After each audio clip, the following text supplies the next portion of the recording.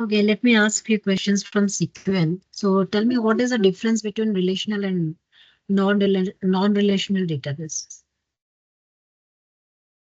So relational database stores uh, it stores the data in the format of tables. It has rows and columns, and each row represents a record, and each column represents attributes. For example, for example, Excel file.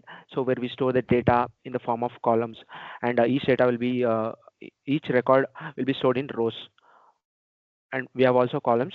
And in non-SQL, so it's more flexible than relation, where we'll store the data in JSON format or document, uh, etc.